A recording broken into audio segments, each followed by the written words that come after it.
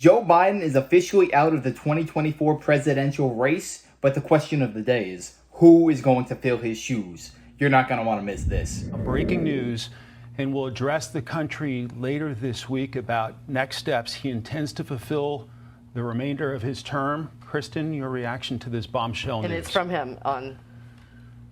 I was just told in my ear, and that's what's breaking on the wires right now. I think it's an enormous opportunity for our party, and I always think it's really important to have two strong people in the Republican Party and the Democratic Party to have a strong debate, and let's figure out who's best to run this country. At the end of the day, we are all Americans, and we want to move forward. I hope that my party, the Democratic Party, can use this time as an opportunity to have a debate and have somebody emerge as a candidate who can go toe-to-toe with former President Trump in a productive way so that everybody in this country has a decision to make, and they look at it and they can decide, and they want to know how they want to move forward. So we've heard 37 Democrats come forward calling on him to step aside. The money people have made it clear that they're done giving money to him as a candidate. Is it a surprise that he has reached this decision? No, I'm just wondering what's in it for him.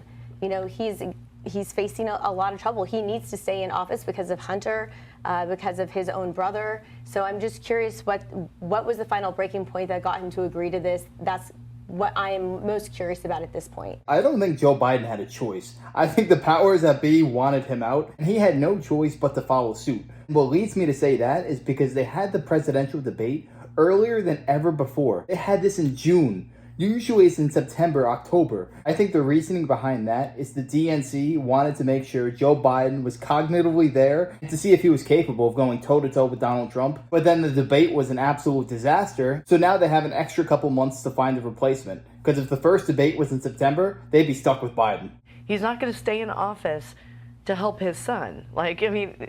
He's not weaponizing the judiciary. I mean, he's just not. He's a man who's served this country, and he's been sitting with his wife and his closest advisors and people that he trusts and really working this through. I'm not making it up. I mean, he's been having conversations with Nancy Pelosi and Hakeem Jeffries and really thinking this through. This is not a surprise to me that we all knew a decision was going to come, at some point.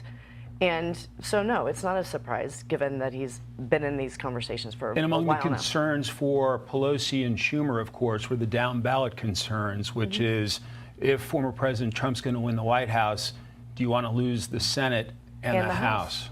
That is a primary concern. I mean, if you're a Democrat and you're looking at this and, we're not going to have control of the Senate, and if President Trump wins the White House, then you need to look at the House, and you're looking at these candidates, and like I said earlier, you have to make sure that you win some of these really tough seats if you want to maintain or take back control of the House. It's going to be close no matter who it is, but that's a primary concern in the party right now. Okay, so to recap, statement on X, President Biden says he's stepping aside as a candidate. He intends to focus on fulfilling his duties as president for the remainder of this term. And he says he will address the nation later this week about his decision.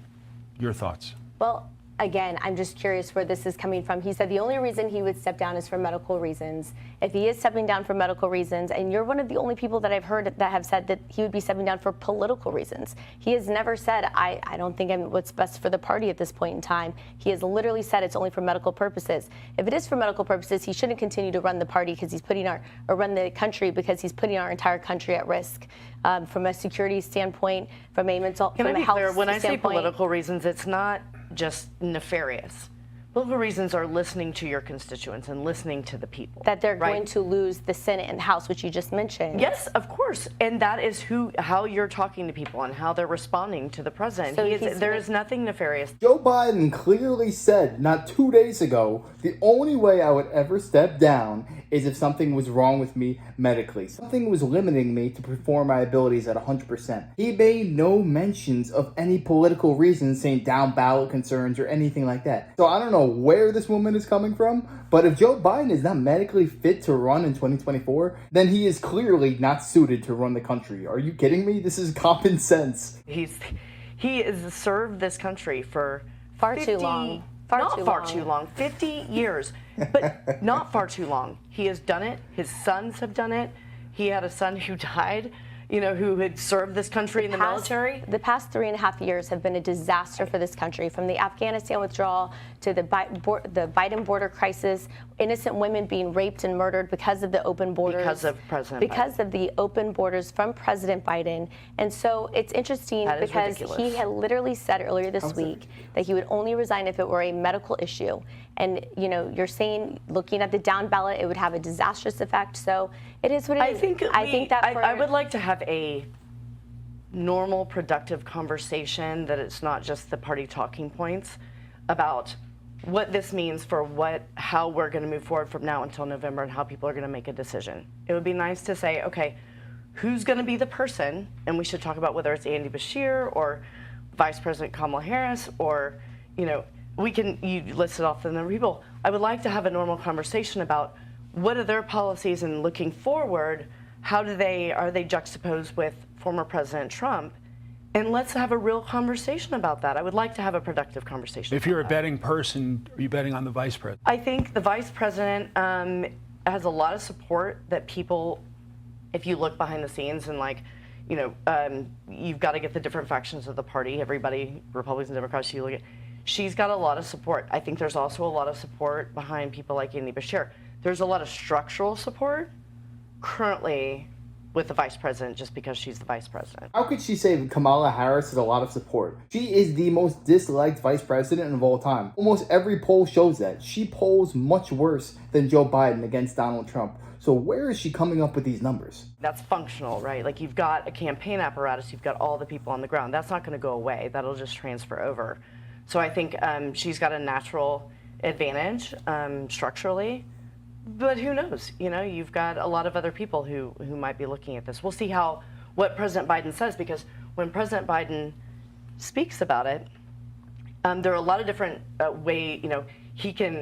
It's like, okay, does he support her?